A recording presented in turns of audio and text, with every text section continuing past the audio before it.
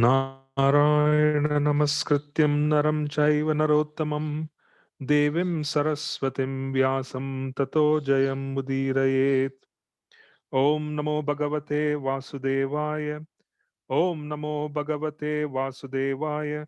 Om namo bhagavate vasudevaya. Hare Krishna. So we are continuing our discussion from the previous session. So we started with the fifth chapter of the third canto. And this is a conversation between Sri Vidura and Sri Maitreya Rishi. What is of great significance here is the fact that both these personalities were very, very dear to Sri Krishna because they are very dear to the Lord, and one of them had a message to convey to the other. So Sri Maitreya Rishi had heard certain confidential truths, and in that particular confidential truth, there was also a desire of the Lord that Sri Vidura should hear from Sri Maitreya Rishi. So this conversation that we are getting into at this point in time is perhaps the most confidential of conversations one could ever imagine coming in touch with. And this is the reason why transcendental knowledge, in one sense, is available for everyone, but at the same time, one cannot really go deeper into it because as long as their consciousness is not on par with the intentions of the author, the intentions of the Lord, they really can't go deeper into transcendental truth. If their intentions are crooked, in most cases, they go away with a crooked understanding. And which is the case. There's so much confusion in the Srimad Bhagavatam. Many people cannot approach Srimad Bhagavatam as the Vaishnavas do, as with the intention of the way it was written and composed by Srila Vyasadeva. So when we approach a certain topic, be it a prayer to the Lord, be it transcendental topics such as Srimad Bhagavatam, Bhagavad Gita, if our intentions in the heart are not on par with the intentions for which and the purpose for which that was written, composed, offered to the universe, then we will be bewildered. So it's almost as if you could see something, but you can't. It's almost as if it's presented before our eyes, then we really can't even go anywhere because it's bewildering. And the those who approach Srimad Bhagavatam with the notion that they can purify themselves just as they do with approaching the deities of Sri Radha and Krishna. But the intention is not to worship the deities. It's much more to do with if I worship, I'll be purified. And if I'm purified, then my material suffering would end and then I would be able to leave the material world. So it has more to do with a conflict with the fundamental approach of the Srimad Bhagavatam. The fundamental approach of Srimad Bhagavatam, as discussed in the previous session, is Anya Bilashita Shunyam Jnana Karmadi Anavritam. So Anya Bilashita Shunyam, which is practically you can't have any other motivation other than wanting to follow in the footsteps of Srimati Radharani. There really can't be any other motivation when you approach Srimad Bhagavatam. Because who has the greatest ability to serve Krishna? Who has the greatest understanding of what pleases him? It is Srimati Radharani. Who has the greatest storehouse of prema? It is Srimati Radharani. So one cannot really approach Srimad Bhagavatam whimsically without actually following the tenets given by Srila Rupa Goswami, which is Anyabhilashita Shunyam, Jnana Karmadi Anavritam, Anukulyena Krishna Anushilanam Bhakti Uttama. So the Anukulyena here, being favorable, is essentially following in the footsteps of Srimati Radharani.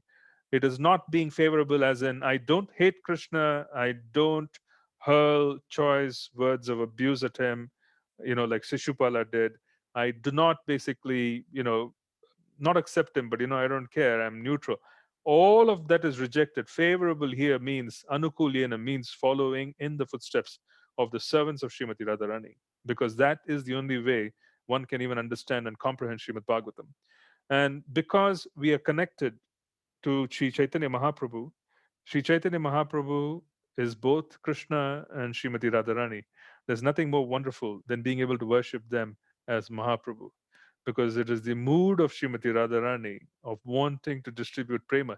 She has the entire storehouse of prema, the maximum extent of prema which is even conceivable, if there is a possibility of conceiving the maximum extent of prema of Srimati Radharani, which is practically not possible. But then I'm saying, if you want to even talk about it from the perspective, that is available in Mahaprabhu because he is carrying her mood, but then he is also Krishna. So there's both. So there is a great level of understanding in Chaitanya Mahaprabhu of the suffering of the jivas. He is in separation from Krishna. And as a consequence, approaching the divine couple through Mahaprabhu is our greatest gift. And approaching him is so easy because he has done all the mission, he has bestowed all the mission of his love, of wanting to serve Krishna as Radharani. All that has been given to Lord Nityananda, distributing this particular mood of service around the universe through the agents of Srila, through the agency of Srila Prabhupada and other Vaishnavas. So, as the consequence, what we are trying to say here is that our good fortune is such that anukulyena, following in the footsteps of Srimati Radharani, is not anukulyena from the perspective of what happens in Vraja, as in serving in the Madhurya Ras when Srimati Radharani and Krishna are together, and then the main Sakis and the Manjaris and everyone who are associated with them serve them intimately in their most confidential pastimes. That is not what this is. This is basically Anukulyena for us, for the Gaudiya Vaishnavas, has been made so clear and lucid because both Srimati Radharani and Krishna have come as Mahaprabhu. So if we serve the mission of Mahaprabhu, then we are very much aligning ourselves with Anukulyena. So our business is to serve Mahaprabhu. And what is the business of Mahaprabhu? The business of Mahaprabhu is to distribute the holy names. And anything and everything that encourages the chanting of Harinam is the business of Mahaprabhu. That is also the business of Srila Rupa Goswami, the followers of Mahaprabhu. So our Anukulyena is practically to serve Mahaprabhu. That is the extent to which we can go. If we can serve Shriman Mahaprabhu in his mission of distributing Harinam, then we will be given an opportunity to serve the divine couple in Vraja. So it's almost as if you have such an easy, very straightforward way of being able to apply ourselves. And the application has already been demonstrated. It has been so wonderfully demonstrated for 500 years plus by the disciples of Mahaprabhu, the Goswamis who are directly instructed in touch with him, and then their followers, our own Prabhupada, his servants. It has been demonstrated as to what is expected and what is basically required for us to receive the mercy of Mahaprabhu. So our business is just to focus on that. Yeah, our business does not have to extend itself to anything beyond that because we don't have to worry so much about whether we will be rewarded with Krishna Prema. We don't have to, because that's the promise of Prabhupada. That's the promise of Mahaprabhu. Our business is to worry about how we are serving Sriman Mahaprabhu in the mission of Srila Prabhupada. And the more efforts we put in that particular direction, more emphasis is being laid out in aiding the preaching mission of Srila, then automatically we are noticed by higher authorities. When we are noticed by higher authorities who are the associates of Lord Gauranga, then we have the ability to be receiving and be the recipients of mercy of Lord Gauranga, and as a consequence, be able to engage in the service of the divine couple. So, first and foremost, we have to approach Lord Gauranga through service, and that service is what has already been demonstrated. We do not need confidential instructions. We do not need complex thought processes. We do not need to get into areas that we are not clear about if we focus on this, because everything else will be very organically organized. There is not much of an effort. It's very organic. It's organic in the sense that when we first started out, for many of you, you were not thinking about initiation. You were not thinking about being formally connected to Srila Prabhupada. But then you came in touch with the movement, and then we did a few things in terms of being with devotees, going through the process, doing seva, etc. We developed desires of wanting to formalize a connection. That happened organically. So when I say organically, I mean that even the transition from being able to serve Lord Gauranga into transitioning into serving the divine couple, that is also quite organic. It would happen just as much as we came in touch with the servants of Srila Prabhupada, we came in touch with Srila Prabhupada's mercy, we will also come in touch with the arrangements that he has made for us elsewhere eternally. So the point I'm trying to make is the endeavor for us has to be in terms of how to serve here on the planet. Now, going about this, what I'm just wanting to say is that the conversation between two personalities such as Sri Vidura and Sri Maitreya Rishi, as given by Krishna, is what we saw in the previous session. And basically, Sri Vidura is very eager to come in touch. He is very eager to come in touch with Sri Maitreya Rishi so that he could receive the message given by Krishna. Now, when I started this conversation, I brought about the topic of us being able to position ourselves in Lord Chaitanya's movement because we cannot understand Srimad Bhagavatam unless we are serving Lord Gauranga. Because by serving Lord Gauranga, we automatically fit into the qualification laid out for understanding Srimad Bhagavatam. This is very important for us to understand. So, serving Lord Gauranga automatically qualifies us in certain ways to have a comprehension of Srimad Bhagavatam, and as a consequence, the more confidential aspects become more clear as our service to Lord Gauranga increases. So, it's very natural. Now, Sri Vidura is meeting Sri Maitreya, and the first topics that are coming about, first of all, is a glorification of Sri Vidura. Vidura is quite unusual. Why is he unusual? Because he played an extraordinarily important role. He played an extraordinarily important role in the particular pastime of the Kurukshetra, the Mahabharata, etc. So he was practically one of the decision makers. He was trying to bring reason into the assembly. Despite his best efforts, people were not listening to him, but he was present amongst the people who made history. See, this is very important. It's very important because there's great responsibility when you're born under circumstances where you're going to be in touch with modifying the course of history. If you're going to be allowed the ability to modify the course of time, then you almost are an instrument of God, which means that you're going to be used by the Lord to practically make changes at different levels. So one needs to understand that very clearly that Sri Vidura was not an ordinary personality. He was present in circumstances which were very complex, and there were very complex decisions being taken that were going to have an effect over thousands and thousands of years. So imagine the speaking of Srimad Bhagavad Gita. You see, I mean, the Bhagavad Gita was spoken 5,000 years back in the context of all these personalities being there. It's quite extraordinary to be involved in such an event. You see, you may not directly be there, but then if you're involved there, it's a big deal. Now, Sri Vidura was also of the royal household. He was of the royal household because he was a brother of Pandu and he was also a brother of Dhritarashtra. He was the son of Vyasa. He was actually the son of Srila Vyasadeva. This is extraordinary to have a father like Srila Vyasadeva.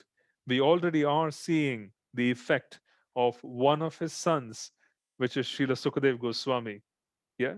Now imagine that the three personalities of Vidura, Dhritarashtra, and Pandu, they all had contributions to make and they were involved in history. They were involved in history that is going to be repeated in different yugas because the Bhagavatam is eternal, the Bhagavad Gita is eternal. These are all players who are going to come together and they're going to effect a certain role in different parts of the creation, influencing society so that they could act in one way or the other. Yeah, because their own activities, either positively or negatively, were impacting the course of history. So, Srila Vyasadeva, he was the brother of Vichitravirya, but Srila Vyasadeva was not married to the wives of Vichitravirya. But in those days in the royal household, they had a responsibility to bring progeny. And Shastra allowed that particular instance of either a Brahmana who is highly qualified, a sage, he could be brought in if the king cannot basically give progeny to the country because the king's whole mission was to manage the country and be able to give a lineage. This practically was taken to such an extent that this was a great sacrifice.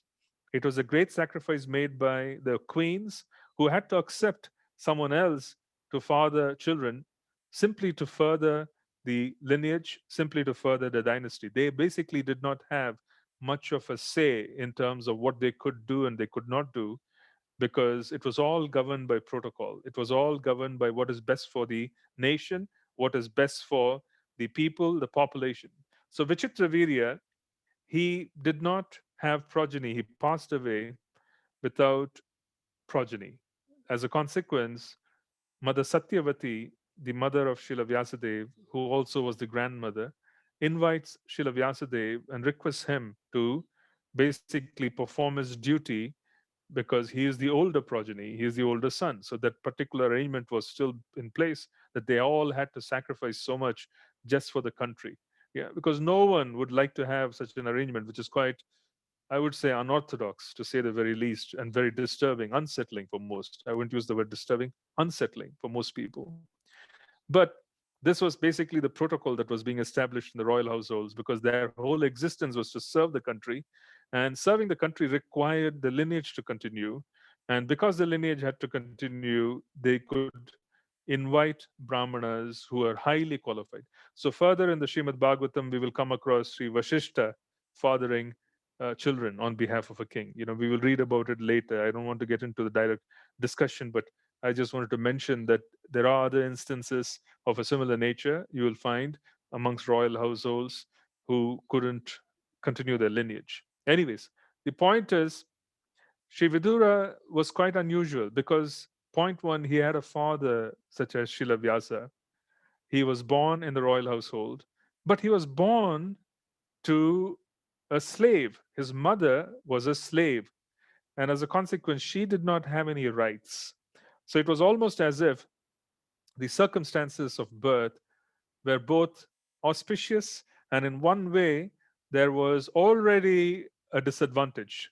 Because when you're born in a royal household and your mother is not, a Kshatriya, or of a higher household, then you automatically have a big disadvantage, because they used to basically come in touch with others who came from royal households. So Sri Vidura was blessed in one sense, because he never attached himself to that particular upadhi. We use the word upadhi to indicate the covering. Upadhi is the cloth that covers an individual. Upadhi is the false ego, because the individual thinks that he is the cloth, he is the body, she is the cloth, she is the body. So for someone who works in a certain organization, the upadhi becomes that which he does. So a profession is an upadhi. Playing the role of a woman is an upadhi, because someone is identifying with being a woman. That's an upadhi. Why? Because that cloth, that covering, is going to be cast away. It's going to be thrown away at the time of death. And depending on social customs, the person's body is going to be destroyed either by fire, they're going to be buried, whatever the circumstances may be. So the point I want to make here is that this is an upadhi. But imagine being born with the greatest of opportunities, being fathered by Srila Vyasadeva himself, which means the consciousness of Sri Narayana, Sriman Narayana, because he was an incarnation. Srila Vyasadeva was an incarnation.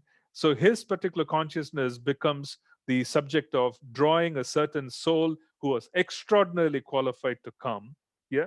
So all of that is happening as an advantage for Sri Vidura, who takes birth, but he also is given another advantage. The advantage is he could reject, or rather not be too attached to being a part of the royal household, because he always carries the stigma of being born to a slave. You see, being born to a slave in a royal household, he carried that stigma in him. And as a consequence, he practically could never ever accept the identity of who he was from the royal perspective, but rather he chose what was the most absolutely appropriate thing to do, which is to identify with his mother's birth. So, this is an advantage for a devotee. Why is it an advantage? Because it makes one very humble, it makes one quiet, I would say gives a lot of capacity for devotional service, because you're not going to be attached to the royal household. Being a royal is a great liability in devotional service. That is the reason why Sri Chaitanya Mahaprabhu rejected Pratap Rudra. he rejected King Prataprudra because, as a king, that particular covering or the upadhi of wearing the cloth and sitting on a throne and having complete control over a vast property or land and people who live there, their lives, their debts, and so on, is enormous false ego. Yeah. So in that kind of false ego, you imagine having to work through that false ego of thinking that someone is almost in charge of hundreds and thousands of people. And as a consequence, it's very difficult for them to break out of that upadhi and become proper servants. So Sri Pratap Rudra in the Chaitanya Charitamrita, even though he was qualified, he couldn't meet with Lord Chaitanya after several attempts. Eventually, they did because he displayed his humility by sweeping in front of Lord Jagannath's cart. He displayed his humility and accepted the fact that Lord Jagannath is the superior, he is the supreme proprietor, and my role is to serve him. So he demonstrated it, and then he became dear to Lord Chaitanya. But then Lord Chaitanya was not very eager. The reason he wasn't eager was because this upadhi, this covering, of being a king, being of anything to do with royalty is very difficult to cast away. Yeah. And this is not very difficult for us to understand because we do see the fact that many people are challenged even with very ordinary circumstances. We are all born in ordinary circumstances for most part, but we face all kinds of upadhi challenges. We have challenges because if you identify too much with being a man, there's a certain challenge. If you identify too much with being a woman, there's a certain kind of challenge. Being a professional, another kind of challenge. All these challenges do pose themselves because they can create false ego issues. There's a certain reality to it, but it is completely false at some level. So it can create issues with false ego where the person can't really identify with what they're supposed to be in the service of the Lord. It is very difficult for them to accept authority because they think they're authorities. But then this is the challenge which Sri Vidura faced, but he was already gifted because he was born to a maidservant, he was born to a slave. As a consequence, he practically felt quite humble, from the word go, and he was extraordinarily astute to understand that even though he doesn't think that he is a royal or not a royal, there will be others who are seeing him, who will see him as both. People would see him as the son of Srila Vyasadeva. There will be others who will see him as the son of a maidservant. He knew that this was happening. And as a consequence, he positioned himself in a very safe way and rejected that whole persona of royalty and did his duty, tolerating the circumstances of being with people who are very, very, I would say, egoistic in many ways and very self centered.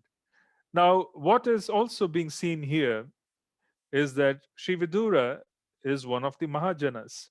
He's a very special soul. He is Lord Yama himself, Yamaraj himself. And Yamaraj is a Mahajana. He is one of the authorities of Vaishnava literature. He's practically one of the authorities given in the Bhagavatam. And as a consequence, he was Yamaraj. And this Yamaraj practically performed this service and he was cursed by a sage. We're going to look into it a little further today because there are going to be verses which speak us specifically about it. But he was cursed by the sage.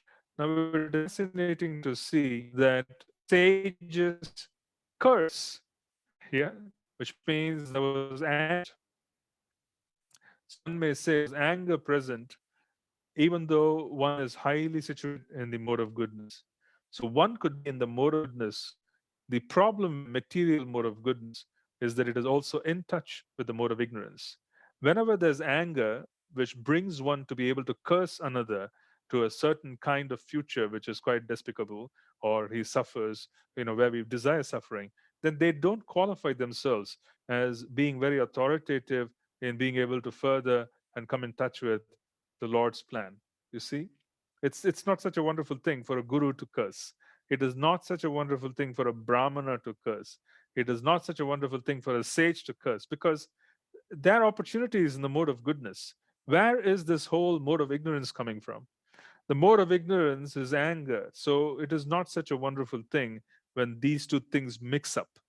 But then when a brahmana curses, when a brahmana has the great power, then what does happen is and curses from higher authorities, it's very difficult to shake off. It is very, very difficult to shake off, which means that more or less the person would basically have to endure and go through the challenges which are presented in the curse. So in this case, Yamaraj, he judged the sage because this sage, as a young boy, as a young child, hurt and violently, I would say, um, treated very small insects. And because of this fact, he practically used to lance it. This child, sometimes children, they do these things, but he was trying to be curious, perhaps, and he took, some kind of a stick and poked it an ant or an insect, and this was noted by the authorities. So when the time came to judge, what is fascinating to see here is that the personality before Yamaraj was a great sage, but the problem which was actually spoken of was the fact that as a child he hurt very small insects. So when the sage heard this, he was enraged because he said, you are supposed to be the giver of truth. You are sitting in a position which is of great authority because he's practically performing service of the Lord in making a transition for the Atmas of the entire creation. This is not an ordinary circumstance. He's playing this role which is very still very important, where there's a whole recycling of Atma, which practically has to go through certain effect of removing sin, and then they come back, and then everything is being arranged by Yamraj. As a consequence, it's a great position of responsibility. And the sage felt that since you have such flaws in not being able to judge what I did was right or wrong, context of who I am today, you should be born as a Shudra. So this birth of Sri Vidura, which is Emaraj, was already cursed to be born as Vidura with this particular stigma of having a mother who was a Shudra, which means slave, a maid servant, etc., menial servant in the royal household. So this was like a partial combination. But then he was Yamaraj. He was a very special personality. He was a Mahajan. He was a devotee of the Lord. So he had a father such as Srila Vyasadeva. And then he had the opportunity to rewrite the course of history. He had the opportunity to be remembered by the Lord when the Lord left his, completed his pastimes, the Aprakat Leela, when the manifestation, Krishna's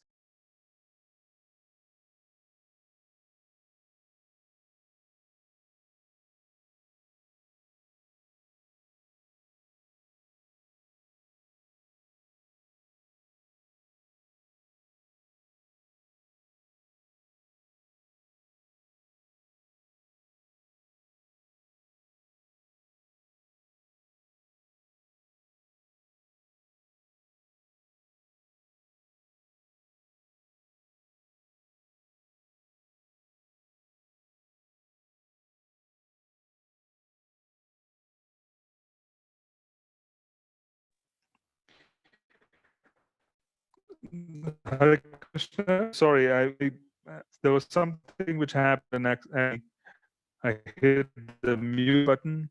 So, continuing, one of the most important aspects that we wanted to understand about Sri Vidura was that all of this was already arranged. Now we have a similar circumstance. When a devotee is cursed, they are given an opportunity to end their existence in a very favorable way. Now, if you can understand, Krishna remembered Sri Vidura at the time of his wrapping up of the pastime. He instructed Sri Maitreya and Sri Uddhava to meet with Vidura, and then Vidura could be instructed on more the transcendental topics so that he could also kind of depart. All the special arrangements are being made because he was a very special person. Now, what we notice is that there were also other circumstances where we see a great personality cursing others. So we have the two sons of Kubera. We sing about the pastime of Lord Damodara during the Damodar month, during Kartik. And in the Damodara Ashtakam, we find that Sri Narad Muni had cursed these two sons of Kubera to become trees because they were exposing themselves just as a tree would. You see, a tree doesn't wear any kind of protective clothing. It doesn't have to observe any etiquette because the consciousness, I would say, the amount of freedom a tree has is very, very less. In a similar fashion, they basically were experiencing, or rather displaying, behavior which was like that of a tree, like insensitive behavior. They were cursed by Sri Narad Muni. Now, what is the wonder is that these two, when cursed by a devotee, become a part of an eternal pastime. So it's so wonderful that even a benediction, even the curse becomes a benediction when you come in touch with the Vaishnavas. In the case with Vidura, he was very qualified, but when he was cursed, because he was so qualified, the whole curse was put into effect as if it would facilitate his devotional service. So it was just wonderful the way the Lord arranges for his devotees, which means there's a great deal of preparation which is already being made for wonderful arrangements to be made for the sustenance of devotees who are dear to him. He never forgets. So that is being seen here. Now, further down, we notice that the topics that begin in this particular conversation between Sri Maitreya and Vidura are centered around the Chatushloki that we read in the second canto, ninth chapter, verses 33 through 36. So the Chatushloki, which is practically a gist or the essence of the entire Srimad Bhagavatam in one sense, the gist and the shortened version is being spoken of by Naranarayana Rishi to Sri Narad Muni. Sri Narad Muni passes on the gist to Srila Vyasadeva. Srila Vyasadeva realizes the entire Bhagavatam from the gist, and then he holds on to that particular realization of Srimad Bhagavatam in his heart whilst he compiles the Vedas and he compiles the Vedanta Sutra. And then after that, he writes and puts everything in writing. Now, the same Chatushloki is spoken by the Lord when Lord Brahma is completely bewildered and he is asking for directions.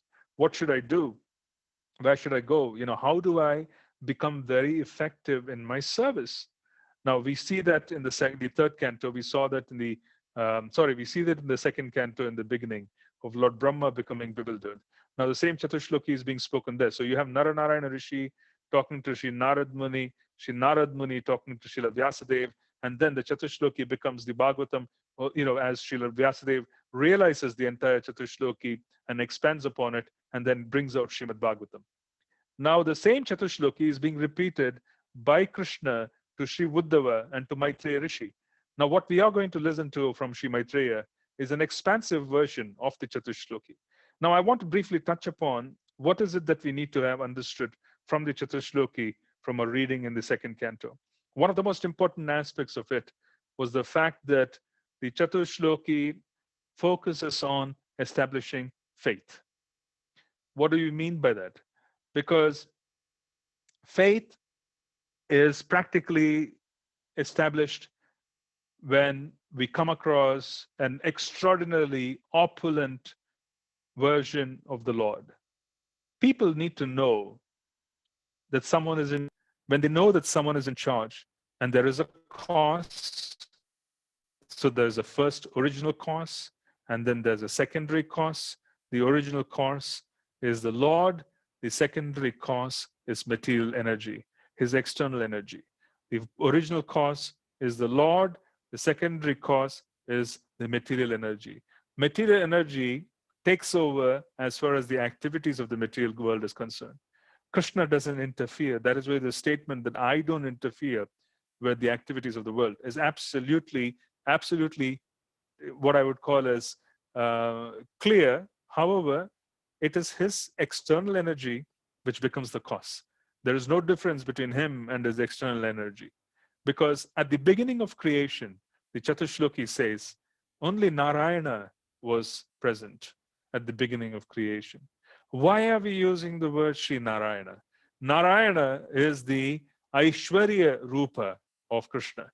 This is the Aishwarya Rupa of Krishna, which means this is the Rupa or the form of the Lord that is found in Sri Vaikuntha, where in Vaikuntha he expands into different plenary portions and avatars and so on for him to manage the affairs of the universe. So Sri Narayana is the one we are talking about. Krishna doesn't leave Vrindavan. He does not leave Goloka Vrindavan. His expansion is Lord Narayan. So now when we talk about Sri Narayan, in the beginning, there was only Sri Narayan. And then the Lord started expanding. So the Lord expanded on account of his internal potency, Sri Yogamaya, and then material potency, which is the external potency, was dormant in the Lord, and that dormancy was awakened, which means that it was basically present, but it was not fully manifest. Then the material energy itself is manifesting itself in the form of primordial matter. And then what is the meaning of primordial matter? Primordial matter, when I'm using the word primordial matter, when I'm using the word material energy, I'm wanting to say that this is practically the subtle aspect that controls material energy. So what we see here is the gross aspect. The gross aspect is the brick and mortar and the solids that we see. These are elements, the 5 different elements. But then there is a subtle aspect to it. The subtle aspect is also being controlled by Krishna Shakti. That Krishna Shakti is Mother Durga. Yeah. So she is managing the material creation, and she is the external potency of the Lord, but it is dormant. Initially, there is Narayan, and then his internal potency is Rama. So you find a picture normally of Lord Narayan reclining on Ananta, Sesha, and then at his lotus feet, the internal potency, Rama, is sitting and she is massaging his lotus feet, which is her eternal service. Pada Sevanam is the service of the internal potency. She practically surrenders and she is basically there with him, Mother Rama. Now, when Lord Narayan wants to create, he expands into Lord Shiva and Mother Rama expands into Durga. How is this expansion occurring? Lord Narayan is glancing at matter. There's primordial matter, which means consider this as a ball of clay, which is quite variegated in its ability to modify itself into different shapes and forms. But in the beginning, it was just a ball of clay. It's like modeling clay. In America, we used to get this whole sculpey clay, where you could prepare sculptures. It used to be called sculpey. It's modeling clay, basically. So initially, there was this big lump of primordial matter, and it contained all kinds of ingredients which were ready. However, there wasn't what we would call the ability to create variegated shapes. There was just primordial matter with all the ingredients. Krishna, as Narayan, is lying as a Purusha avatar on Sesha, and then his internal potency, Mother Rama, is at his lotus feet. He is glancing at that primordial matter. This glance, just as much as everything surrounding the Lord has a personality, this glance of the Lord is Lord Shiva. The personality of Lord Shiva is the glance of Narayan on material energy. Material energy itself is an expansion of the internal potency. So the internal potency becomes the external potency, and then Lord Narayan's glance becomes Lord Shiva. They interact to manage material creation. So this is the father and the mother principle. Yeah, the original father and mother cause are Lord Narayan and Rama, and then the personalities who manage are Lord Shiva and his Shakti.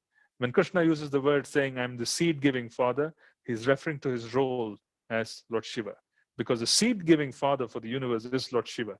So Lord Shiva and his consort, Mother Durga, they become managers of this primordial matter. So when the Lord is glancing, he is practically creating a father, mother, what I would call as father, mother representation, which is Lord Shiva and Mother Durga. Through them, the souls and the jivas come into being. And when the souls and the jivas come into the world, they practically receive bodies through the agency of Lord Brahma. Lord Brahma is giving them various kinds of bodies based on the functions, their consciousness. And then they start acting with that consciousness with the primordial matter. So if you give a child sculpey clay, depending on the consciousness of the child would create certain shapes and forms. In a similar fashion, here you have the original material energy, which is primordial matter. The particular primordial matter is being glanced upon. The glance is the personification of Lord Shambhu, Lord Shiva. his consort, Mother Durga. And as a consequence, they take responsibility just as a human mother and father would take responsibility of raising a child. So they practically take responsibility of being able to manage the coming of jivas and to be able to take them into account. Yeah. So this is the function that is being described. Now, what is it that we have to understand from this? We want to understand the fact that first there was Lord Narayan. So he is the original cause. The secondary cause is material energy, because it is material energy which is practically making everything move here. He has nothing to do with material energy, but then he expands as Lord Shiva and he consorts with material energy to manage the material universe. Now, this is the first principle. And why is this being talked about? Because it has a lot to do with faith. Most devotees, even if you take devotees, most devotees can't relate to it.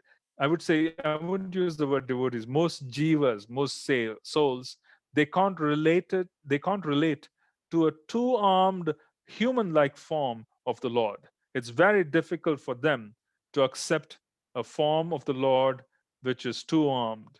Imagine the complexity of them accepting that the Lord was two-armed, he was a baby, he was chased around the courtyard, he used to steal butter, and then he used to be chastised by his mother. He used to play all kinds of pranks with his friends, and then he was always particularly, favorable to his devotees. But then there were all kinds of transcendental activities. This is very difficult for most people to accept, but they can accept a more complex God, who is the creator, maintainer, and destroyer, because there you have all the opulences coming forth in full majesty. And as a consequence, it's easy for people to say that, yes, I can accept that this personality can be in charge of my life. You see, a lot of people would be more comfortable thinking that someone is in charge of their life who is particularly not a little boy, who runs around, who steals butter, who is chastised by his mother, who is tied to a mortar, and then we celebrate that particular incident so wonderfully in Karthik. You see, and in our Gaudiya Vaishnava Siddhanta, we don't even expect that Krishna takes care of us. We believe that we have to take care of him. So we are in the mood of Mother Yashoda in one sense, where she's constantly anxious that Krishna needs to be fed, Krishna needs to be cared for. In the morning, when he goes to the forest to graze, she becomes extraordinarily anxious, just as a mother would, sending her son over to the forest. And she's particularly anxious in the morning because the forest is full of all kinds of dangers. So she calls Balaram, tells him, look after your little brother, take care of him, because don't let him go from his sight. All kinds of challenges have come. Then she starts chanting prayers, does all kinds of invocations. This is basically Mother Yashoda's behavior. She thinks Krishna is completely dependent on her, which is also our conception of how we treat deities. For us, we want to follow in her footsteps.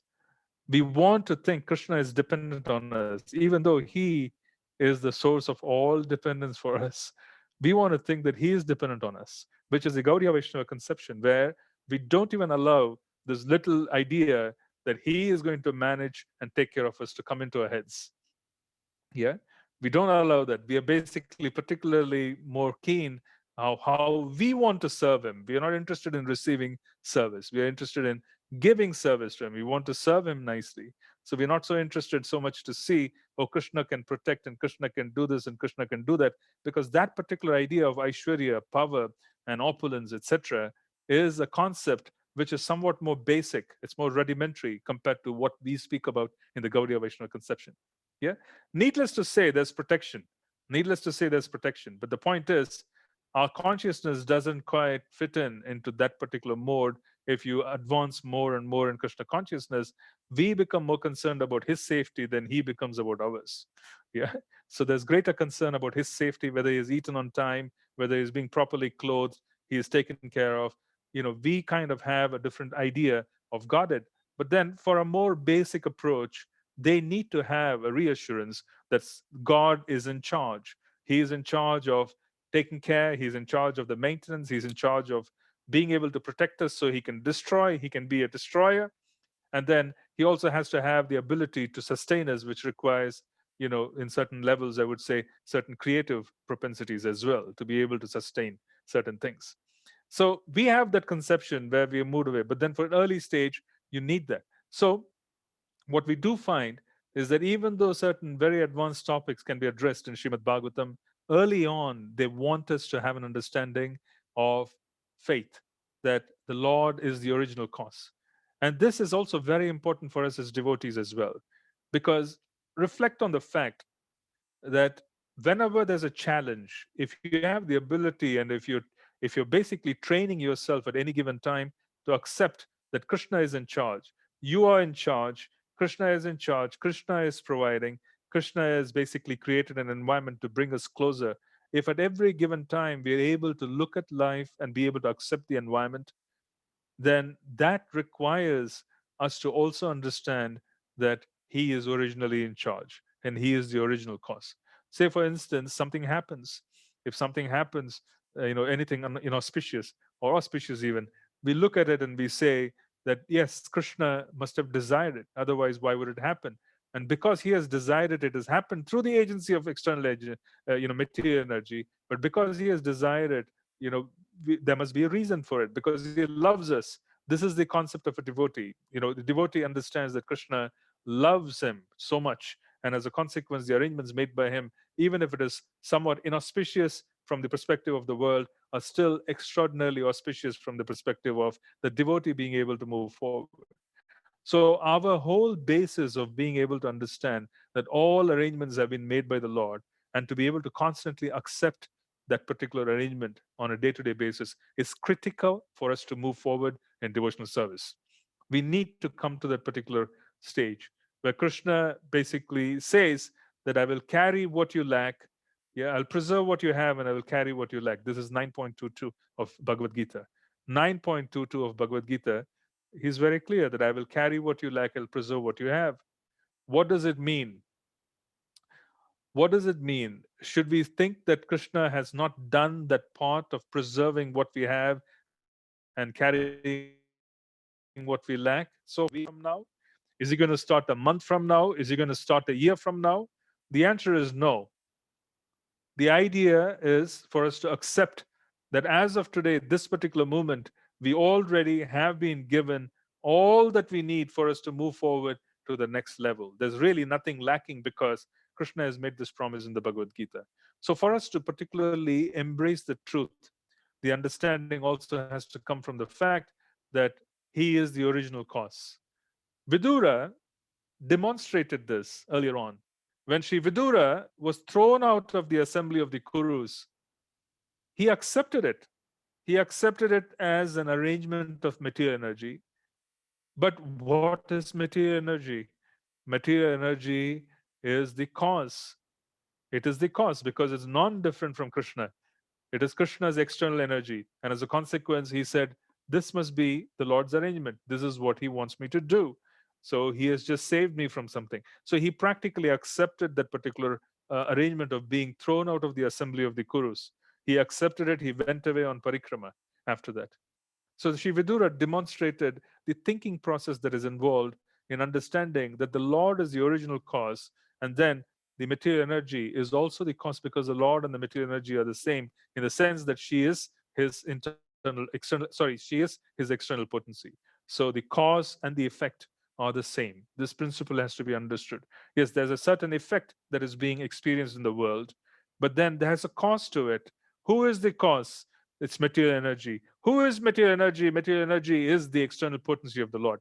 So the whole thinking process has to follow through with this kind of step by step analogy. This is very important to culture ourselves into this thinking.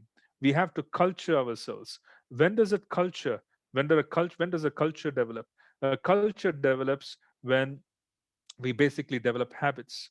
Then habits basically form certain character, and then the character itself basically devolves into what we call as certain culture of operating. Yeah. We need to have a very very straightforward approach every day of being able to train ourselves to see everything from the perspective of Krishna is the doer. Yes, it is material energy, but Krishna is the doer because he is the original cause. Material energy is non different because she is the external energy of the Lord. And as a consequence, my accepting this means I'm accepting his arrangement. This is Trinadapi Sunichena. This is really the definition of Trinadapi Sunichena. Taroriva Sahishnuna. Tolerating the circumstances of life, being as humble as a blade of grass, tolerating the circumstances as a tree. This is practically a demonstration of Trinadapi Sunichena, Taroriva Sahishnuna. This is critical for devotees.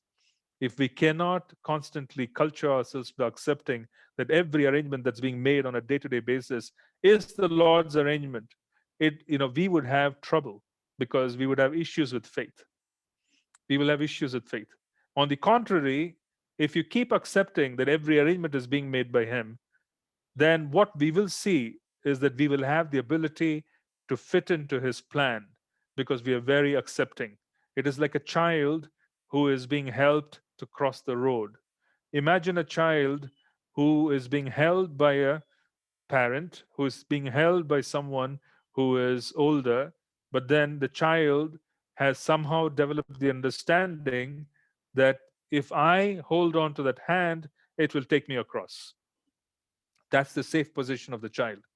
The contrary position is where the child basically either grabs on to four or five different things on the way crossing the road, or the child wants to run amok and doesn't want to adhere to any kind of discipline or authority. Then these are arrangements that are not going to end well at all for the child.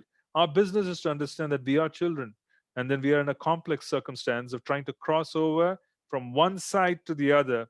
And the Lord is practically requiring that we surrender. And the first step of surrender is, of course, understanding that Krishna loves us. That's why prema has to come. Without prema, one can't surrender. Otherwise, we will constantly fight with every circumstance that comes upon us. We will not understand that the Lord loves us. We would, in fact, question everything. We will say that, you know, the whole concept of Him being this very benevolent, loving God doesn't exist because He doesn't fit into our plans. Our problem exists there. And as a consequence, it's very important for us to understand that our own ability is very limited. His ability to love is far greater. He loves us far more than we can even imagine. And as a consequence, accepting the arrangements that He makes on a day to day basis and being able to culture ourselves by writing down, saying, I went through this, it was wonderful. Yes, Krishna arranged it. I went through this, it was not so wonderful, but yet there must be a certain benevolence, there must be a certain plan. Krishna, this is your plan. You love me, and as a consequence, you would never ever do anything which would practically take me away from you. And so, this understanding of a devotee is super important. If we don't have this understanding, we are constantly going to struggle. We're going to struggle because we would even end up blaming him. We would start saying, I come to your temple and I chant, I do my 16 rounds, I wake up in the morning, I associate with the devotees, I do so much seva, I do this and I do that. And yet you do this to me, Krishna? What is this understanding of yours where you say that you're going to preserve what I have and carry what I lack? You don't seem to be doing that. I seem to be losing here, losing there. See, the problem is that we haven't cultured ourselves into accepting life as being arranged by Him. The more and more and more we culture ourselves, the greater and greater and greater would be our appreciation of the arrangements that are being made. Because He is far more eager to bring us back than we ever are. If each and every one of us looks up in the mirror in the morning while we brush our teeth and ask ourselves, am I really desiring Krishna Prema? Is that my top priority in life? Am I really wanting to fall in love with Krishna? Is that the top priority in my life? Or do I have secondary and tertiary goals that have become the top priority? If we're very honest and sincere with ourselves, we will find that that is not our top priority. We are overcome with all kinds of secondary, tertiary goals. So, as a consequence, we need to culture ourselves into this whole concept of understanding that He loves us more than we can ever do. That's the first point. Second is we need to learn to accept the arrangements made on a day to day basis. That is the definition of Trinadapi Sunichena. We need to accept it. If you don't do it on a daily basis, you will not be able to do it on some day when it really is required. That attitude needs to be practiced upon on an everyday basis because that is true. Even if we go through experiences of karma, if you accept it as Krishna's arrangement, it will become Krishna's arrangement. This is a transcendental trick. It's very powerful, which is what is being demonstrated by Sri Vidura. He practically accepted that he's being thrown out from the assembly of Kurus, losing his royal power, losing everything, and going on a parikrama. He was grateful because he saw this as an arrangement of material energy, who is none other than the external potency of the Lord. He could see Krishna's hand. Why? Because he was cultured to see Krishna's hand. He was already cultured to see Krishna's hand. Does it mean that we don't act upon it? We don't act upon circumstances, we simply accept it? The answer is no. We need to act upon whatever is practical on a day to day basis. Absolutely. We need to plan, we need to act upon it. All of this is a part of it. Now, remember, once long back, I gave a class in New York, and then there were some challenges because I spoke of planning for devotees. And there were some challenges from the audience. There was one Prabhu who, particularly, I still remember those classes because you sometimes don't forget certain things. And I remember being challenged because he's saying, what are you talking about? What kind of planning is required? There's no need for planning. Let's just talk about Krishna consciousness. Planning is material. The answer is no. Lord Nityananda and Lord, Shiva's Prabhu and everybody, they sat together with Advaita Acharya in Mayapur, and they chalked out a plan before going out and distributing Harinam. Haridas Thakur was also a part of it. They plan things in the spiritual sky. Krishna plans when he incarnates on the planet. There was a plan between Lord Nityananda and everybody on how it's going to be distributed. Srila Prabhupada had extraordinarily high level planning done before he could embark on this mission. He knew what he was going to write, he knew what kind of distribution was going to be done. He did everything based on a plan. He went to the exact same spot in Mayapur. He used to sit down every day in that particular spot in Mayapur, and he used to chant and cry, asking for help from Lord Nityananda and from Sri Advaita Acharya so that he could embark on this mission, because he knew that the planning for the mission of Lord Chaitanya was done in that area. Yeah, this was in Shiva's Angan. Just behind Shiva's Angan, there is next to Shiva's Angan, there is a temple of Sri Advaita Acharya, and then there was a wall behind. He used to sit there and chant. People didn't realize who he was until the mission became extraordinarily famous and everybody got to know about it. If you want to read about it, you can read about it in a book by Mula Prakriti Mataji. She's a disciple of Srila Prabhupada, and she has written about all of these different incidents by interviewing people who knew Prabhupada before he came to the West. And basically, the point being that there's a lot of planning that goes on because planning is required. So you set a plan, but then you also need a heavy amount of surrender and bhajan, which means that you have to be very strict with your sadhana. And then there also has to be a plan, because both are required. So we don't really just depend on one or the other. There has to be very strict adherence and following of the principles of bhajan. And there also has to be a plan. So we are basically supposed to operate that way. We are supposed to plan. We're supposed to have a certain vision of what the future ought to be in our lives. And all of this has to be done along with very serious chanting. Yeah, we can't just go from one day to another thinking that things would get taken care of. And planning is very much a part of the spiritual sky. It is very much a part. When I use the word spiritual sky, I'm talking about the Lord has a plan. Yeah, it is not random. It is not random. Nothing is random. It is a plan. It is all being worked out quite accurately to the minutiae. Smallest of details are being taken care of, and it's a plan. There are people who are responsible to execute the plan. Lord Brahma did not know what the plan was, and he practically sat down and wanted to know what the plan was. And he sat down. He was instructed to engage in tapasya. The word he heard was tapaha. Then he was instructed to chant. He chanted for 1,000 years so he could understand the plan of the Lord. That's the reason why we need to chant, and we also need to work towards trying to understand how to practically implement what is being given to us. This is absolutely important. It's intricate. So we don't want to approach this as being material, being spiritual, etc. There has to be a plan, but you need to accept things, because we may have a plan, but the plan can get modified by the Lord's presence. The Krishna might say that, okay, this is your plan, I don't like it. He may throw it in the trash can and he might bring his own plan.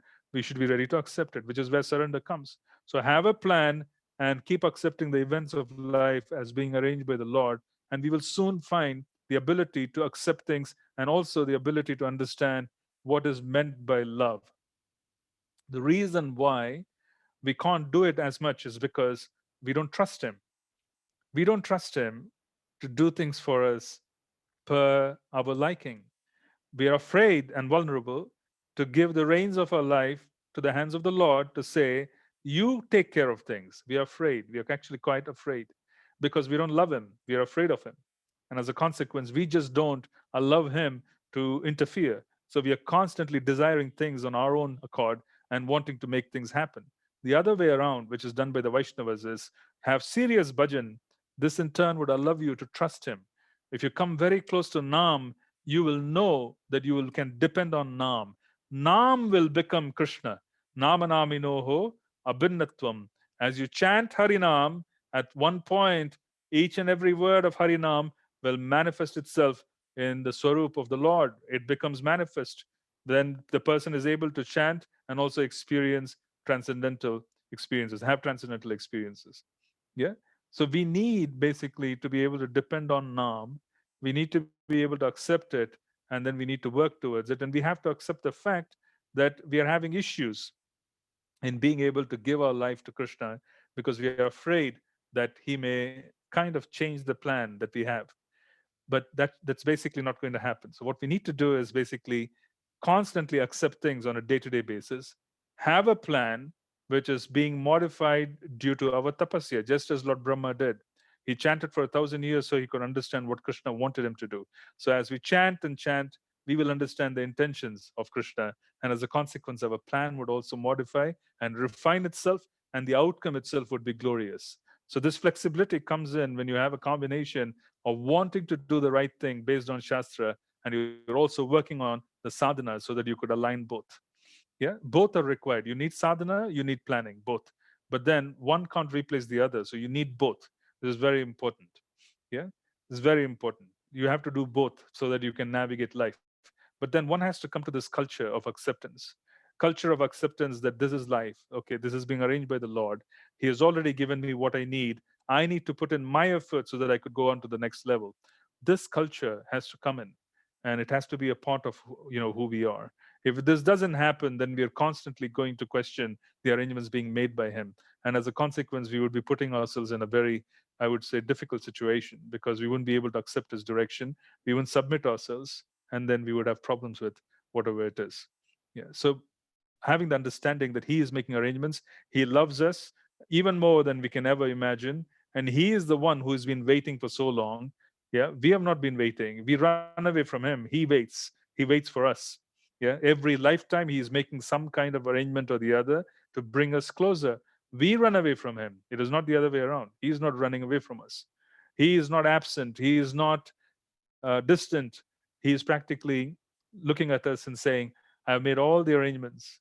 He has given us everything we need. He is waiting for us to basically do what is required from our side so that we are able to accept the arrangements and we are able to move forward. Yeah. So this day-to-day culturing is absolutely necessary. It's absolutely necessary because otherwise we would not be able to move forward. Now, Shri Vidura, showed that. Now, what is the point I'm trying to make?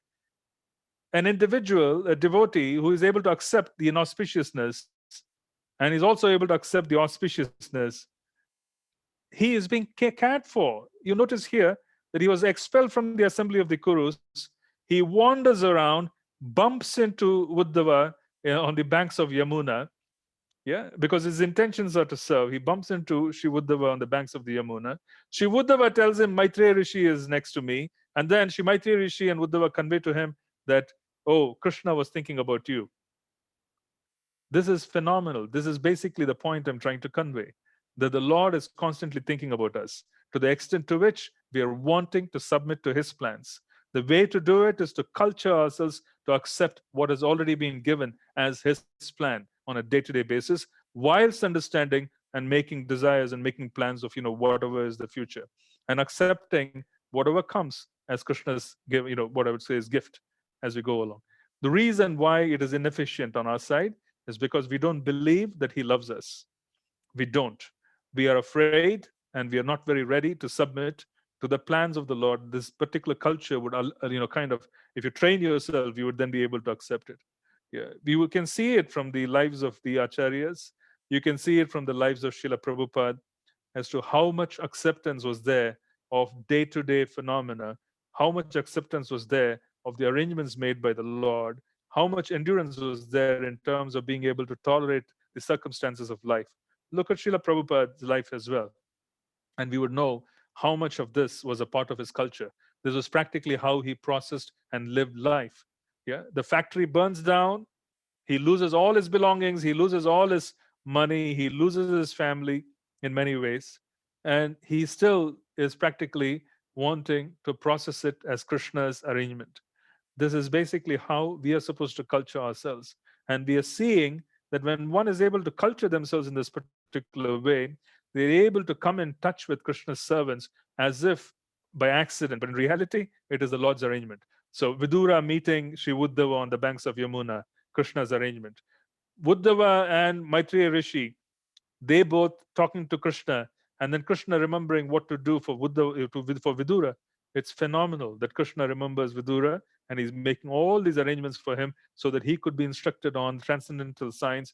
And after hearing from Krishna directly by Maitreya Rishi, now he is coming in touch with someone who is acting as a Shiksha Guru, Maitreya Rishi, and he's instructing him on the science of Krishna consciousness as heard from Krishna himself.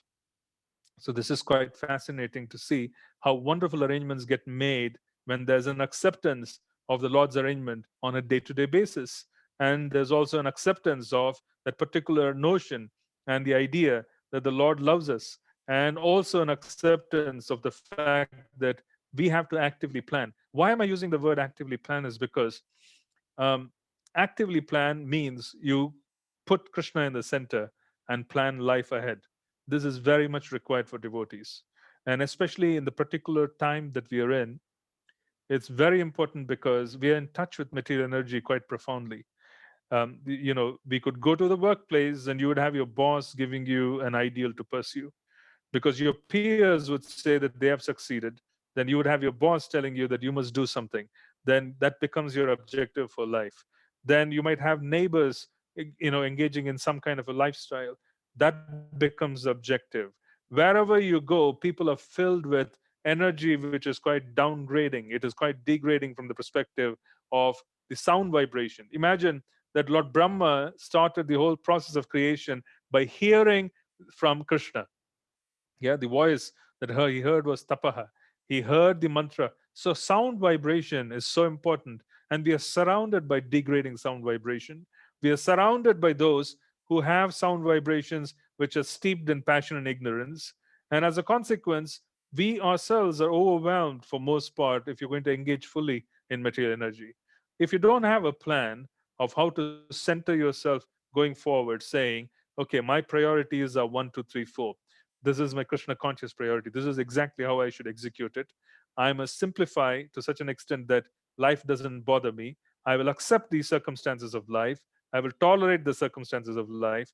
When I go to work, I will pursue what is required, but I will also tolerate the circumstances. I will not really plug in to the circumstances, making it my goal. Yeah. The boss and the organization, they can't really be goal setters for us because it's difficult. They can't be lifelong goal setters. Temporarily, you have to work towards that until you can plan for yourself and you're able to free yourself from being too involved in material energy. Then you have the ability to assist in the mission of Lord Chaitanya to purify ourselves so that we could kind of serve him and receive the benediction of being able to move forward. So this is very important for us. And I was just wanting to say that the very good participation that we see from Sri Vidura is that he stepped out, he bumps into Uddhava. We all know that nobody bumps into Sri Uddhava, an eternal associate of the Lord. Nobody bumps into and gets instructed by Maitreya Rishi. Yeah. Nobody is remembered so casually by Krishna, especially during the time of conducting his uppercut Leela, where he is planning to depart from the manifested aspects of his existence here. So, this is not something which is just random. And how do you position ourselves? How do I position myself? for this kind of an experience in the future is to culture on a day-to-day basis, where we start accepting and we start processing life on a step-by-step basis to reach there. Now, when he meets with Sri Maitreya, one of the first things that is being spoken of is the fact that there is what we would call as the Chatushloki, and this Chatushloki talks about Narayana being the cause, Narayana being the original cause. So basically, he was the original personality. He was present first. So that is the topic that's being discussed. And what we will do is that I'll stop here, and then we will take the verses in the following session, um, because I think I can take the verses now. And we'll just finish a few verses, and then I will see if I can open up for questions. Yes, text 15. O Maitreya, O friend of the distressed, the glories of the Supreme Lord can alone do good for the people all over the world. Therefore, just as bees collect honey from flowers, kindly describe the essence of all topics, the topics of the Lord. Kindly chant all those superhuman transcendental activities of the Supreme Controller, the personality of Godhead, who accepted incarnations fully equipped with all potency for the full manifestation and maintenance of the cosmic creation. Sukadev Goswami said, the great sage Maitreya Muni, after honoring Vidura very greatly, began to speak at Vidura's request for the greatest welfare of all people. You see, what is important about this conversation is that this conversation will benefit this entire creation. It is benefiting the entire material creation. This is why it's so powerful, because it's going to benefit the entire creation. Sri Maitreya said, O Vidura, all glory unto you. You inquired from me of the greatest of all goodness, and thus you have shown your mercy both to the world and to me, because your mind is always absorbed in thoughts of the transcendence. O Vidura, it is not at all wonderful that you have so accepted the Lord without deviation of thought, for you are born from the semen of Vyasadeva. I know that you are now Vidura due to the cursing of Mandavya Muni, and that formerly you were King Yamaraja, the great controller of living entities after their death. You were begotten by the son of Satyavati Vyasadeva in the kept wife of his brother. A dasi, or a slave,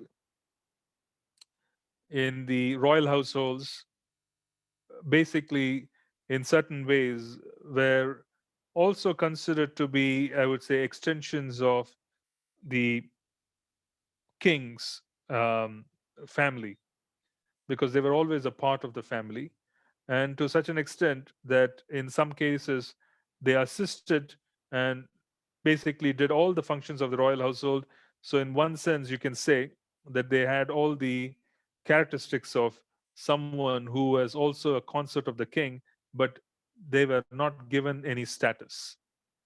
So that's why they're using the word of someone who basically was not given the same status. Your good self is one of the eternal associates of the Supreme Personality of Godhead, for whose sake the Lord, while going back to his abode, left instructions with me. So it's amazing that Krishna thought of Sri Uddhava at the time of departure. It's quite fascinating. I shall therefore describe to you the pastimes by which the personality of Godhead extends his transcendental potency for the creation, maintenance, and dissolution of the cosmic world as they occur one after another. The personality of Godhead, the master of all living entities, existed prior to the creation as one without a second. It is his will only that creation is made possible, and again, everything merges in him. This supreme self is symptomized by different names. Now, this verse is the first verse or of the Chatushloki, which means this is the first verse which carries the same language of the Chatushloki, which we saw in the second canto. The Lord, the undisputed proprietor of everything, was the only seer. The cosmic manifestation was not present at that time. and thus he felt imperfect without his plenary and separated parts and parcels. The material energy was dormant, whereas the internal potency was manifested. So the internal potency was manifested. This is Sri Rama. The material energy was dormant. The Lord is the seer, and the external energy, which is seen, works as both cause and effect in the cosmic manifestation. So here, the Lord is the seer, and material energy is the seen, because he is glancing at material energy. But material energy is both the cause and the effect in the cosmic manifestation. Is Krishna the cause and effect? Yes, because material energy is his external potency. But in reality, he never comes in touch with material energy directly. Material energy is the cause and effect of cosmic manifestation. O greatly fortunate Vidura, this external energy is known as Maya or illusion, and through her agency only is the entire material manifestation made possible. Think of this as material energy. Practically, Mother Durga, there are verses glorifying her, which can be likened to saying that she practically takes this entire responsibility of material energy into her womb, just as a mother in the human sense would take, the fetus and then would nurture and then grow the child within the womb. So she practically accepts this as a mother. So she is practically a mother. The seed giving father is Lord Shiva. And who is Lord Shiva? Lord Shiva is the glance. The glance of Mahavishnu on material energy personifies itself as Lord Shiva. So Lord Shiva is neither Vishnu Tattva nor is he Jiva Tattva. Yeah, he has 55 qualities. Vishnu has 60. So he has 55 qualities in full. He is superior to Lord Brahma by his powers and his whole station in terms of his consciousness. Lord Brahma is Jiva Tattva. Lord Shiva is neither Vishnu Tattva nor is he Jiva Tattva. He is what we would call as a combination. So the Brahma Samhita practically glorifies him as non different from Krishna. He is non different. He is non different from Krishna in the sense that just as much as milk is transformed into yogurt by adding a catalyst, such as something sour, in a similar fashion, one can say that milk and yogurt are the same, but yogurt cannot become milk. Milk can become yogurt. So, in that sense, here, Krishna is milk, Lord Shiva is yogurt. He is a transformed state, but he is not Jiva Tattva. He is not Jiva Tattva. He is an incarnation. The supreme living being in his feature as the transcendental Purusha incarnation, who is the Lord's plenary expansion, impregnates material nature of three modes, and thus, by the influence of eternal time, the living entities appear. Thereafter, influenced by the interactions of eternal time, the supreme sums total of matter, called the Mahat Tattva, became manifested, and in this Mahat Tattva, the unalloyed goodness, the Supreme Lord, sowed the seeds of universal manifestation out of his own body.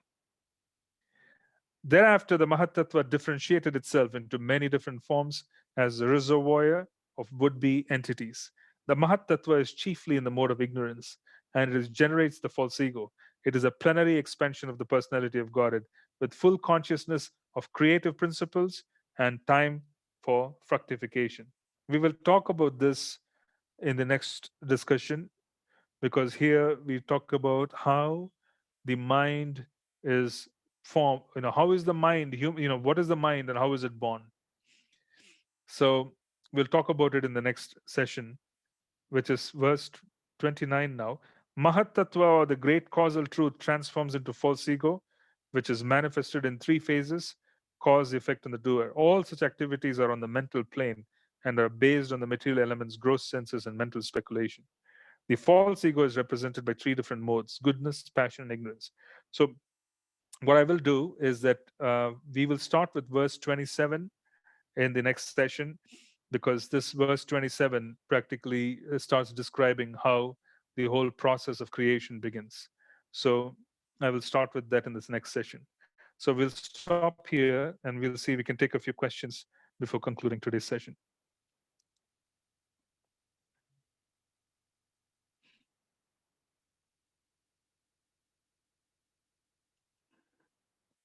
Okay. The first question I get on chat is being tolerant not a characteristic of a Brahmin, sage?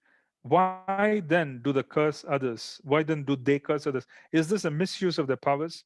Will they get sinful reactions for putting others in distress? For example, we were discussing Gajendra the other day in a class. He was cursed in his previous life by a sage just because he didn't greet him. Is this not an overreaction? The answer is yes, but then this is also symptomatic of the mode of goodness being in touch with the mode of ignorance in the material universe. Yeah, the characteristic of a sage, characteristic of a Brahmin is to be situated in mode of goodness.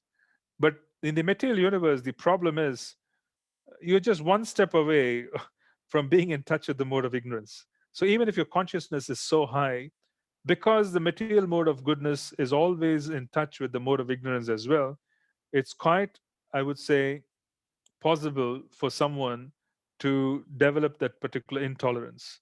It's possible because it is in touch with the mode of ignorance. This is the reason why it is in touch with the mode of ignorance. Now, the other point we also want to understand, especially if it occurs in the lives of great personalities, is that there is a time factor. The time factor itself is so powerful that it can produce a certain reaction in a person who normally wouldn't react in certain ways. So, for instance, you have, for example, Parikshit Maharaj, who was the grandson of Arjuna, yeah, and he practically was saved by the Lord. He practically became the character who invoked the presence of Sukadev Goswami, and then the whole discussion on Srimad Bhagavatam took place. But then one wonders, what was it that was prevailing in Parikshit Maharaj's head? Why would he take a dead snake and put it around the neck of the sage, which prompted the son of the sage to curse him? So one wonders, what is it which happened there? Then you understand that sometimes the supreme time factor is influencing people, and they practically become, in one sense, become instruments of a larger cause or a larger turn of events. In the case with Gajendra, there was good fortune for the king because he would have sat there and he would have done many, many eons of penance for him to attain the association of the Lord. Instead, this whole process was very, very short. It was hastened. He became an elephant, and then the elephant basically was caught by a crocodile, and then the Lord appeared and saved him. So the whole thing was practically shortened in terms of its, in the overall manifestation. So, in that sense, what I'm trying to say is that we want to look at outcomes as well, because the outcome itself should also give us an idea as to whether the cause or the original issue was favorable or unfavorable. In this case, it was absolutely favorable because he shortened the number of years he would have had to do penance, and he was able to come in touch with the Lord. The Lord manifested in front of him. He was able to quickly surrender, and this was it. So the outcome itself was very favorable. So one can say that it was good. In the case with Sri Vidura, the outcome was very favorable because he was put into circumstances where he could never ever accept that he was a royal, and as a consequence, he could very efficiently surrender. So the outcome itself was very favorable. So we need to take that in context as well. That sometimes, yes, because the material mode of goodness is in touch with the mode of ignorance, the cursing part does happen. The other part to it is, if you look at great personalities, you need to see what happened after the fact, and then we will have to understand that yes, it is good. Because there is no such thing as auspicious or inauspicious in this world. The most auspicious of circumstances of this world, if it were to keep the soul away from Krishna, one would say it's the most inauspicious. So, in that circumstance, if someone can hasten the coming in touch of a soul with Krishna, then that particular circumstance is perfectly fine. So, we have to take it in context, is the point. We have been told that the role of Durga Devi in the material world is to make us forget about Krishna. Is this correct? If so, in the material world, are Durga Devi and Maya Devi the same personality? The role of Mother Durga is not essentially to make us forget. It is not essentially to make us forget. She practically is a servant of the Lord who is very eager to facilitate our coming back to Him. So, the role of Mother Durga is to facilitate our coming back to Him and to remember Him. But if we are not sincere, then she is not going to allow us to present ourselves to Him and come in proximity. So, we have to understand that she is not deliberately making us forget, but she is going to be pretty choosy in terms of what we desire. If we desire to want to kind of play with the toys that are available in the material world, she will make the manifestation of toys available so we can come back lifetime after lifetime and, kind of have fun with whatever we thought was wonderful. But on the other hand, if we expressed a desire of wanting to move forward, then she would make the arrangements because she is also the other side, which is the internal potency. She would step away, and instead of her, we will be dealing with the internal potency of the Lord. Maya Devi, yes, it is the same personality. She is Mahamaya, but the same Mahamaya, if she sees sincerity, she would practically facilitate the coming together of the soul with Krishna playing the role of Yogamaya.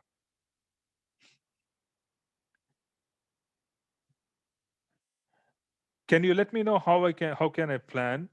Or rather, what should my plan be? Are you referring to Vanaprastha life? I think we should take it a little simpler. We need to understand that um, we have to be practical. Practical aspect is you want to be in touch with material energy to serve the Lord. You do not want to immerse ourselves as an identities in the material world to such an extent that they can make us forget the Lord. So the idea is, what is it that is going to allow us maximum amount of service? At this time, if someone says that I'm not serving much because I'm preoccupied with taking care of things, the maintenance of the family, etc., then we start thinking about how we can free ourselves effectively so that more time can be given in the service of the Lord. So that's what I meant by saying we should plan for it. We should plan for a circumstance which gives us greater opportunity of service. Greater opportunity of service doesn't mean retirement, it means more action. It means greater level of activity. Greater level of activity, but then it is in the service of the Lord. How do we remember that we should accept everything as Krishna's plan when we are going through challenging material situation? Um, we don't need to remember, we need to culture ourselves. If you keep accepting on a daily basis, then you will accept that particular day as well. Yeah. And at the same time, you could write down and then stick it wherever it's prominent, depending whether it's a kitchen or an office or next to the mirror in the bathroom. People generally spend time brushing their teeth or whatever. You could look at it and say, "Well, this is what I'm supposed to do throughout the day, is I'm going to accept everything as the Lord's arrangement, and then I will act upon it with that in mind." It doesn't mean you're going to ignore the circumstance, you're going to act upon it, but at the same time, you're going to kind of accept it internally first. You're going to accept it. Okay, this is your arrangement. I don't know what your plan is, but Krishna, this is your arrangement. I want to accept this arrangement first internally. Please bestow your divine grace so that I can think and move forward and be able to be effectively function in the society. So perhaps that is the kind of mood that we want to be in. Sri Yamaraj was cursed by the Brahmana. I understand that the Brahmana believes that Yamaraj did injustice to him. Is this only the Brahmana's thinking, or what Sri Yamaraj did? Oh, did he really do some injustice? Um, it is sometimes one can say that, sitting where we are, we can't be judging the circumstance from our vantage point. But what we need to understand is that there is an argument that is being presented here that the overall outcome of consciousness needs to be taken into account without the individual circumstances of what people were when they were very young and they were not so intelligent. That is what is being presented. So the fact is that Krishna allowed this to happen and Emeraj became Vidura shows that there was scope for that particular circumstance to work out. But from our vantage point, we would want to understand that, you know, uh, Yamaraj was not capable of making a mistake. But even if it was a mistake, it was done due to the force of time so that he could participate in the Leela of the Lord when he was present on the planet as Vidura. It's very difficult for Yamaraj to come in touch with Krishna directly, otherwise, in that Leela, when he was in the Baumal Leela, when he was on the planet. But if Yamaraj were to be given a curse which makes him come into the royal family, being born as someone, then he has the ability to function. Dhritarashtra was also fathered by Vyasamuni. Why is it that he lacks any wisdom? The answer is basically that there was the circumstances itself was such that the opportunity was given, but it was not taken up. This is the reason why Sri Vidura was praised that not only was he fathered by Srila Vyasadeva, he did not have a very highly qualified mother, but he took advantage of all the circumstances that he was present in, and he made the best of the circumstance. So it is not so much a matter of being fathered by someone. You will find in history that Sri Advaita Acharya had a son who practically was an impersonalist. Um, there were children that were born to many great devotees in the past who practically did not function according to their father's nature. So, in that sense, one can't really say that the father alone matters. What matters is for someone to be given an opportunity, but they also were able to kind of take it up and make it work. All of this is important, which is why Sri Vidura was being praised. Bhaktisiddhanta Saraswati Thakur, Srila Prabhupada's Guru Maharaj used to say that if you can guarantee that every child who comes into this world is going to be a Vaishnava or a Vaishnavi, then I'm ready to play the role of a Grahastha. Yeah, because you can't guarantee it. You can only provide the environment and the opportunity, and what is to be done or not to be done is to be chosen by the individual soul as they use the opportunity that's being given. The next question is: in the material world, we are influenced by the modes of nature and also by Maya. Are these two separate influences or are they the same? They are the same, practically. They are the same. The modes of material nature are Maya. Basically, we are under the influence of material energy, which is composed of the modes of material nature. We will look into all of this in subsequent sessions where we can go into a greater level of detail. Any other question or comment before we go?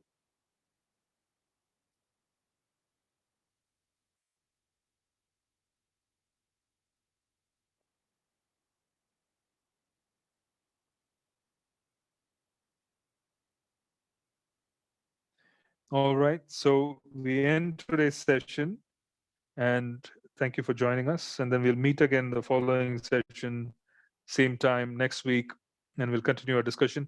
Um, I basically forgot to mention I'm giving class tomorrow, and this class is going to be given in the is arranged by the Leicester Temple. So they have a Bhagavatam class every Sunday, and I'm giving class in the Leicester Temple arrangement. So I will send the Zoom details over to our group, the Bhagavatam group, and if you want to pass it on, you can pass it on to whoever wants to join as well. So it's tomorrow morning at 7:45 in the morning, UK time. So whatever it is in India, I believe 1 o'clock. I don't know what it is, but it's 7:45 in the morning UK time, and they have their own set of verses, and I'll be giving a class, so you're free to join. I'll post the details shortly.